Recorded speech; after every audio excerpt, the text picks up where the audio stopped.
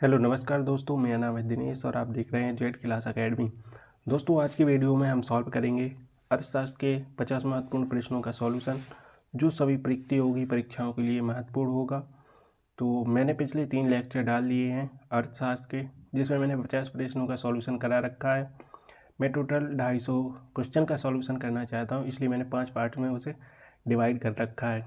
तो चलिए हम बिना किसी देरी का आज का लेक्चर शुरू करते हैं, जो आपके लिए बहुत ही प्रभावी तरीके से मैंने तैयार किया है।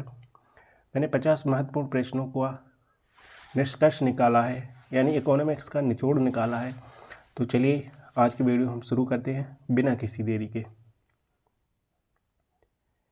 ये रहा पहला प्रश्न, भारत में योजना आयोग कब समाप्त किया गया? दोस्तों भारत में योजना आयोग को कब समाप्त कर दिया गया था? 2010, 2014, 2015, 2016।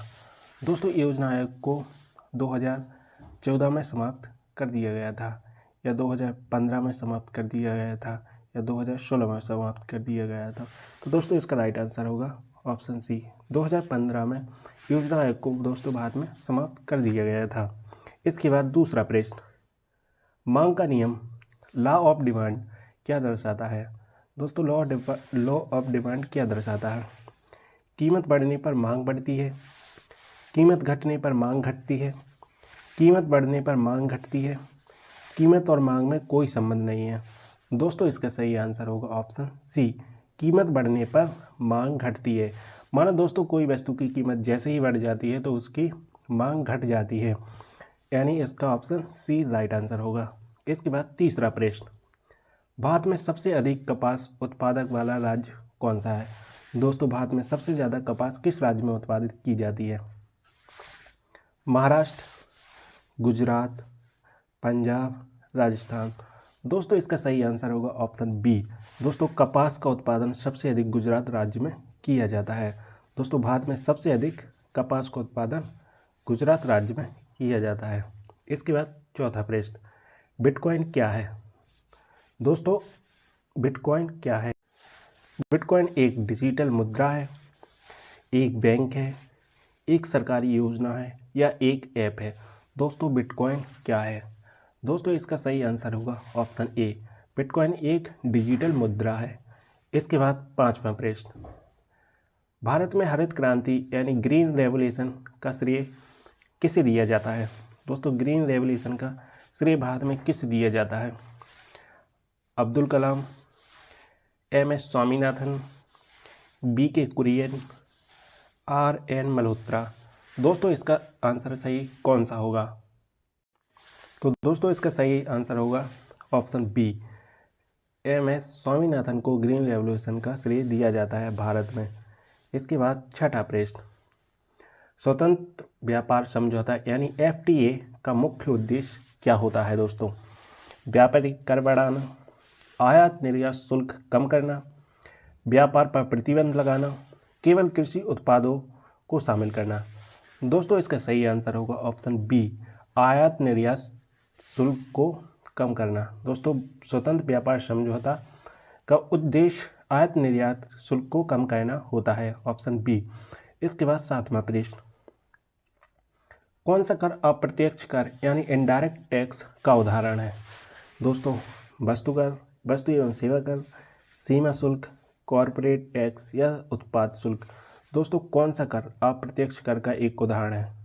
इसका राइट आंसर होगा ऑप्शन सी, कॉरपोरेट टैक्स एक अप्रत्यक्ष कर का उदाहरण नहीं है। सॉरी दोस्तों, नहीं है। इसका सही आंसर होगा दोस्तों ऑप्शन सी, इसमें नहीं पूछा गया है, तो इसका राइट आंसर होगा ऑप्शन सी, यानी अप्रत्यक्ष कर के उदाहरण वस्तु एवं सेवा कर है, सीमा शुल्क कर भी है, उत्पाद शुल्क भी है, और इसका नहीं पूछा गया, तो इसका राइट आंसर होगा कॉरपोरेट टैक्स अप्रत्यक्ष कर का उदाहरण नहीं है।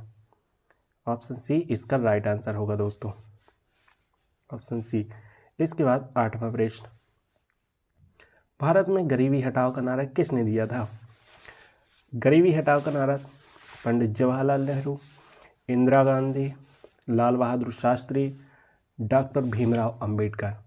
दोस्तों इसका सही आंसर होगा ऑप्शन बी, इंदिरा गांधी ने गरीबी हटाओ का नारा भारत में दिया था। ऑप्शन बी इसका राइट आंसर। इसके बाद 9वां प्रश्न, उच्च मुद्रास्फीति का मुख्य कारण क्या होता है? हाई इन्फ्लेशन का मुख्य कारण क्या हो सकता है दोस्तों? वस्तुओं की अधिक आपूर्ति, वस्तुओं की कमी और अधिक मांग, करों में कमी, अधिक निवेश। दोस्तों इसका राइट आंसर होगा ऑप्शन बी, वस्तुओं की कमी और अधिक मांग उच्च मुद्रास्फीति का एक मुख्य कारण है। ऑप्शन बी इसका भी राइट आंसर। इसके बाद 10वां प्रश्न, G20 किससे संबंधित है? दोस्तों G20 किससे संबंधित है? आर्थिक सहयोग, रक्षा रणनीति, जलवायु परिवर्तन, अंतर्राष्ट्रीय खेल। दोस्तों इसका सही आंसर होगा ऑप्शन ए, आर्थिक सहयोग से संबंधित है G20, आर्थिक सहयोग। इसके बाद 11वां प्रश्न, राष्ट्रीय आय नेशनल इनकम मापने की सबसे लोकप्रिय विधि कौन सी है? दोस्तों राष्ट्रीय आय मापने की सबसे लोकप्रिय विधि कौन सी है? उत्पाद विधि, आय विधि, व्यय विधि या उपरोक्त सभी? दोस्तों इसका सही आंसर होगा ऑप्शन डी, यानी उपरोक्त सभी। आय उत्पादन विधि भी, आय विधि भी और व्यय विधि भी। ऑप्शन डी सभी इसका राइट आंसर होगा। इसके बाद 12वां प्रश्न, भारत में आर्थिक सुधारों की शुरुआत कब हुई थी? 1985, 1991, 2000, 2014। दोस्तों भारत में आर्थिक सुधारों की शुरुआत कब हुई थी? इसका राइट आंसर होगा 1991 में आर्थिक सुधारों की शुरुआत हुई थी। Option B right answer. इसके बाद 13वां प्रश्न, स्टैगफ्लेशन का अर्थ क्या होता है? उच्च मुद्रास्फीति और उच्च रोजगार, उच्च मुद्रास्फीति और उच्च विकास दर, उच्च मुद्रास्फीति और उच्च बेरोजगारी, निम्न मुद्रास्फीति और उच्च विकास। दोस्तों इसका सही आंसर होगा ऑप्शन सी, उच्च मुद्रास्फीति और उच्च बेरोजगारी। स्टैगफ्लेशन का अर्थ होता है उच्च मुद्रास्फीति और उच्च बेरोजगारी। इसके बाद 14वां प्रश्न, भारत में कौन सा सेक्टर जीडीपी में सबसे अधिक योगदान देता है? दोस्तों कृषि, उद्योग, सेवा क्षेत्र या निर्माण। दोस्तों जीडीपी में सबसे अधिक योगदान किसका होता है? दोस्तों इसका राइट आंसर होगा ऑप्शन सी, सेवा कर का योगदान जीडीपी में सबसे अधिक होता है दोस्तों। इसके बाद 15वां प्रश्न, भारत में मुद्रा योजना का मुख्य उद्देश्य क्या है? मुद्रा योजना का मुख्य उद्देश्य गरीबों को शिक्षा प्रदान करना, छोटे व्यापारियों को ऋण प्रदान करना, किसानों को सब्सिडी देना, सरकारी कर्मचारियों का वेतन बढ़ाना। दोस्तों मुद्रा योजना का मुख्य उद्देश्य क्या है? तो इसका राइट आंसर होगा छोटे व्यापारियों को ऋण प्रदान करना, यानी ऑप्शन बी इसका राइट आंसर होगा। 16वां प्रश्न, राजकोषीय घाटा तब होता है जब सरकार का व्यय सरकार की आय से अधिक होता है। ऑप्शन ए, सरकार की आय सरकार के व्यय से अधिक होती है। ऑप्शन बी, सरकार को अधिशेष बजट मिलता है। ऑप्शन सी, सरकार पर कोई ऋण नहीं होता है। तो दोस्तों इसका राइट आंसर होगा ऑप्शन ए, सरकार का व्यय सरकार की आय से अधिक होता है। राजकोषीय घाटा में जो सरकार का व्यय है वो सरकार की आय से अधिक हो जाता है, यानी सरकार की कम आय होती है और उसका व्यय अधिक हो जाता है।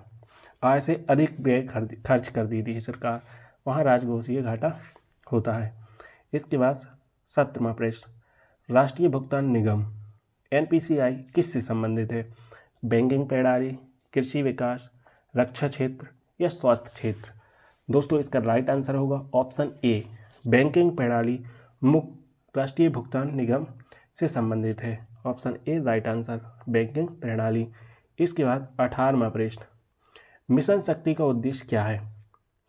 मिशन शक्ति का उद्देश्य क्या है? महिलाओं के सशक्तिकरण के लिए, रक्षा और अंतरिक्ष अनुसंधान, कृषि सुधार या डिजिटल इंडिया? दोस्तों इसका राइट आंसर होगा ऑप्शन ए, महिलाओं के सशक्तिकरण के लिए मिशन शक्ति योजना का मुख्य उद्देश्य है।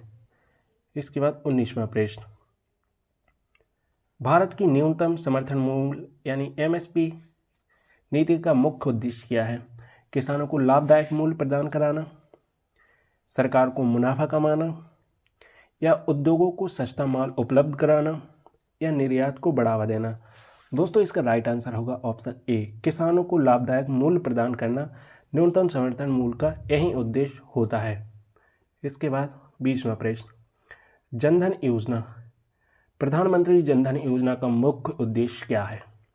गरीबों के लिए बैंकिंग सुविधा प्रदान कराना, सरकारी कर्मचारियों के वेतन में वृद्धि करना, उद्योगों को सब्सिडी देना, डिजिटल इंडिया को बढ़ावा देना। दोस्तों इसका राइट आंसर होगा ऑप्शन ए, गरीबों के लिए बैंकिंग सुविधा प्रदान कराना जनधन योजना का मुख्य उद्देश्य है। इसके बाद 21वां प्रश्न, कौन सा बैंक भारत में सबसे बड़ा सरकारी बैंक है? PNB, SBI, HDFC, ICICI. दोस्तों भारत में सबसे बड़ा सरकारी बैंक कौन है? इसका राइट आंसर होगा SBI, state bank of India Bharat का सबसे बड़ा सरकारी बैंक है। Option B right answer. 22वां प्रश्न, भारत में कृषि संकट का प्रमुख क्या कारण है? भारत में जो कृषि संकट है उसका प्रमुख कारण क्या है दोस्तों? अपर्याप्त सिंचाई, कर्ज का बढ़ता बोझ, जलवायु परिवर्तन या उपरोक्त सभी। दोस्तों इसका सही आंसर होगा ऑप्शन डी, अपर्याप्त सिंचाई भी है, कर्ज का बढ़ता बोझ भी है, जलवायु परिवर्तन भी है, यानी ऑप्शन डी इसका राइट आंसर होगा भारत में कृषि संकट का प्रमुख कारण। इसके बाद 23वां प्रश्न, कौन सी योजना महिलाओं को स्वरोजगार में सहायता प्रदान करती है? मुद्रा योजना, स्टार्टअप इंडिया, प्रधानमंत्री कौशल विकास योजना, अटल नवाचार मिशन।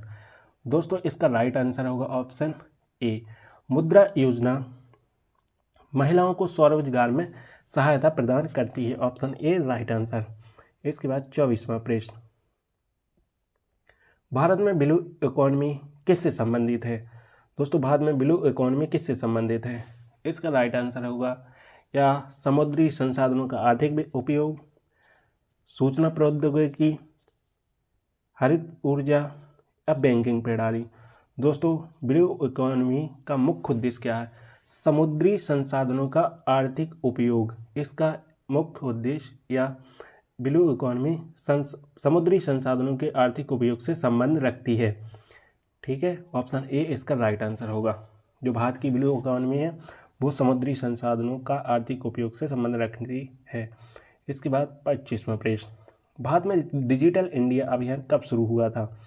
दोस्तों 2010, 2014, 2015 या 2017। दोस्तों भारत में डिजिटल इंडिया अभियान कब शुरू किया गया था?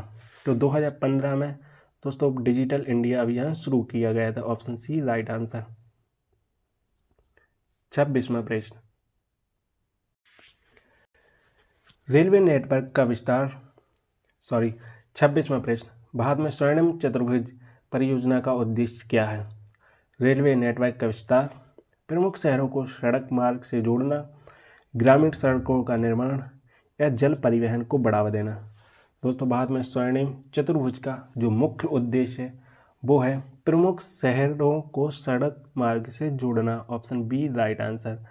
स्वर्णिम चतुर्भुज का मुख्य उद्देश्य प्रमुख शहरों को सड़क मार्ग से जोड़ना। इसके बाद 27वां प्रश्न, हवाला लेन देन, हवाला ट्रांजैक्शन का संबंध किससे है? वैध बैंकिंग प्रणाली से, अवैध धन हस्तांतरण से, विदेशी व्यापार से, सरकारी निवेश से। दोस्तों इसका सही आंसर होगा ऑप्शन बी, अवैध धन हस्तांतरण से हवाला लेन देन का संबंध है, अवैध धन हस्तांतरण से। इसके बाद 28वां प्रश्न, बेरोजगारी दर किसके आधार पर मापी जाती है? दोस्तों बेरोजगारी दर किसके आधार पर मापी जाती है? कुल जनसंख्या, कुल श्रम, कुल क्षेत्र, कृषि क्षेत्र की जनसंख्या, केवल शहरी आबादी। दोस्तों बेरोजगारी दर का आधार क्या है? बेरोजगारी दर मापने का आधार क्या है? इसका राइट आंसर होगा ऑप्शन बी, कुल श्रम शक्ति से दोस्तों बेरोजगारी दर मापी जाती है। इसके बाद 29वां प्रश्न, भारत में गरीबी रेखा किस आधार पर तय की जाती है? न्यूनतम मजदूरी, खाद्य उपभोग, शिक्षा स्तर, औद्योगिक उत्पादन।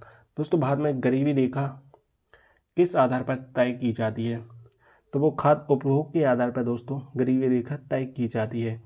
इसके बाद 30वां प्रश्न, कर संबंधी संरचना को नियंत्रित करने वाला मुख्य निकाय कौन सा है? जो कर संबंधी संरचना को नियंत्रित करने वाला मुख्य निकाय कौन सा है दोस्तों? वित्त मंत्रालय, भारतीय रिजर्व बैंक, केंद्रीय प्रत्यक्ष कर बोर्ड या सेबी? दोस्तों इसका राइट आंसर होगा ऑप्शन सी, केंद्रीय प्रत्यक्ष बोर्ड। कर संबंधी संरचना को नियंत्रित करने का मुख्य निकाय है वो है केंद्रीय प्रत्यक्ष कर board, option C right answer. इसके बाद 31वां प्रश्न, भारत में सूक्ष्म, लघु, मध्यम उद्यम MSME को किसके आधार पर वर्गीकृत किया जाता है?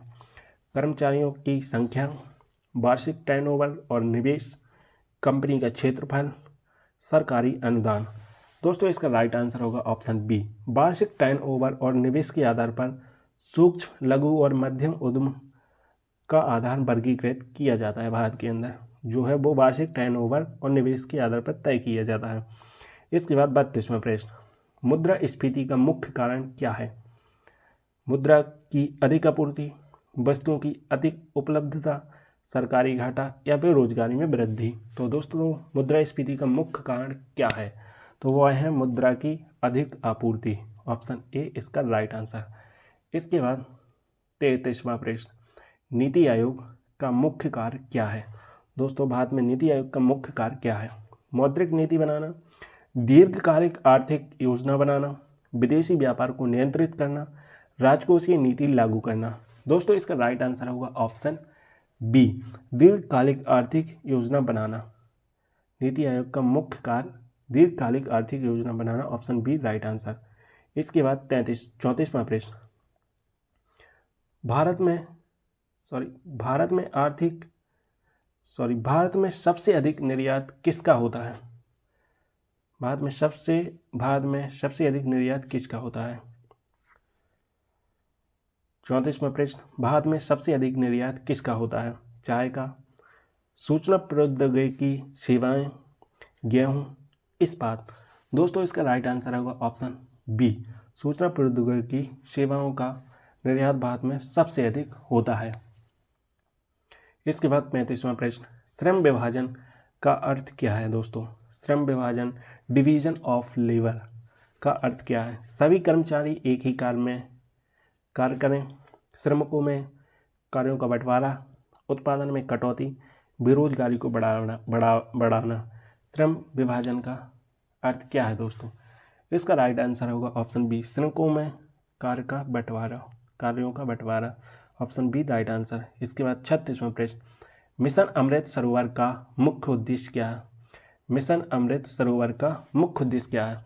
जल संरक्षण, डिजिटल बैंकिंग, कृषि सब्सिडी, ग्रामीण रोजगार? दोस्तों इसका राइट आंसर होगा जल संरक्षण। मिशन अमृत सरोवर का मुख्य उद्देश्य जल संरक्षण है। इसके बाद 37वां प्रश्न, स्टॉक मार्केट में सेंसेक्स क्या है? कृषि उत्पादन, शेयर बाजार का प्रदर्शन, सरकारी ऋण, बैंकों की ब्याज दरें? दोस्तों स्टॉक मार्केट में सेंसेक्स क्या दर्शाता है? इसका राइट आंसर होगा ऑप्शन बी, शेयर बाजार का प्रदर्शन दर्शाता है सेंसेक्स। बेरोजगारी भत्ता किस उद्देश्य से दिया जाता है? श्रमिकों को प्रोत्साहित करने के लिए, अस्थायी रूप से बेरोजगार लोगों की सहायता के लिए, उद्योगों को बढ़ावा देने के लिए, सरकारी कर संग्रह के लिए? दोस्तों बेरोजगारी भत्ता का उद्देश्य क्या है, किस लिए दिया जाता है? तो इसका सही आंसर होगा ऑप्शन बी, अस्थायी रूप से बेरोजगार लोगों की सहायता करने के लिए बेरोजगारी भत्ता दिया जाता है, option B right answer.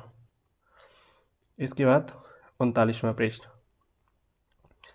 Bharat में राष्ट्रीय ग्रामीण रोजगार गारंटी अधिनियम नरेगा किस वर्ष लागू किया गया था?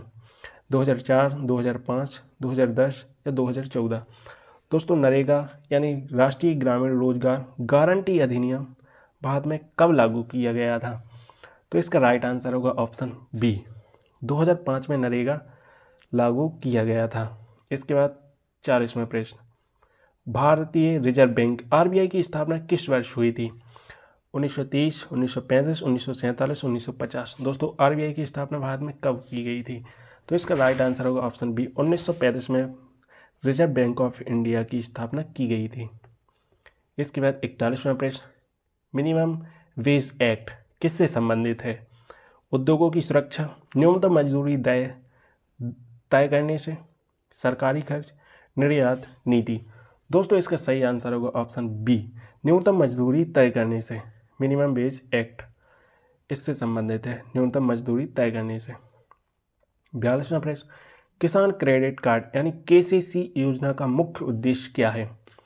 किसानों को आसान ऋण सुविधा प्रदान कराना, कृषि उत्पादों का निर्यात बढ़ाना, बैंकों में अधिक लाभ देना, बाजार में कृषि मूल्य तय करना। दोस्तों इसका राइट आंसर होगा ऑप्शन ए, किसानों को आसान ऋण सुविधा देना। किसान क्रेडिट कार्ड का मुख्य उद्देश्य यही होता है कि किसानों को आसान ऋण सुविधा प्रदान की जाए। इसके बाद 43वां प्रश्न, ब्लैक मनी का अर्थ क्या है? ब्लैक मनी बैंक में जमा धन, अवैध तरीके से अर्जित आय, विदेशी मुद्रा, सरकारी धन। दोस्तों इसका राइट आंसर होगा ऑप्शन बी, अवैध तरीके से जो अर्जित आय होती है उसे ब्लैक मनी कहते हैं। 44वां प्रश्न, बैंकों का राष्ट्रीयकरण कब हुआ था दोस्तों? 1947, 1955, 1969, 1991। दोस्तों बैंकों का राष्ट्रीयकरण 1969 में किया गया था। बाद में बैंकों का राष्ट्रीयकरण 1969 में किया गया था। Option C right answer. इसके बाद 45वां प्रश्न, जीडीपी का पूरा नाम क्या है? 45वां प्रश्न, जीडीपी का पूरा नाम क्या है? Gross domestic product, general development policy, government data processing, gross development program. दोस्तों इसका राइट आंसर क्या होगा? जीडीपी का पूरा नाम क्या है? इसका राइट आंसर है option A, gross domestic product, सकल घरेलू उत्पाद। ऑप्शन ए इसका राइट आंसर है। इसके बाद 46वां प्रश्न, भारत में सफेद क्रांति का संबंध किससे है? दुग्ध उत्पादन, कपास उत्पादन, कृषि सुधार, आईटी क्षेत्र। दोस्तों भारत में सफेद क्रांति का संबंध किससे है? इसका सही आंसर होगा दुग्ध उत्पादन। Option A right answer. इसके बाद 47वां प्रश्न, भारत का सबसे बड़ा राजस्व स्रोत कौन सा है? जो भारत का सबसे बड़ा राजस्व स्रोत कौन सा है दोस्तों? प्रत्यक्ष कर, अप्रत्यक्ष कर, विदेशी निवेश, कृषि। दोस्तों इसका राइट आंसर होगा ऑप्शन बी, अप्रत्यक्ष कर। अप्रत्यक्ष कर भारत में सबसे बड़ा राजस्व स्रोत है, अप्रत्यक्ष कर। इसके बाद 48वां प्रश्न, भारत की वाणिज्यिक बैंकिंग प्रणाली किसके अधीन कार्य करती है? जो भारत की वाणिज्यिक बैंकिंग प्रणाली है वो किसके अधीन कार्य करती है? राज्य सरकार, आरबीआई, वित्त मंत्रालय, नीति आयोग। दोस्तों इसका राइट आंसर होगा ऑप्शन बी, आरबीआई के अधीन भारत की वाणिज्यिक बैंक कार्य प्रणाली कार्य करती है। Option B right answer.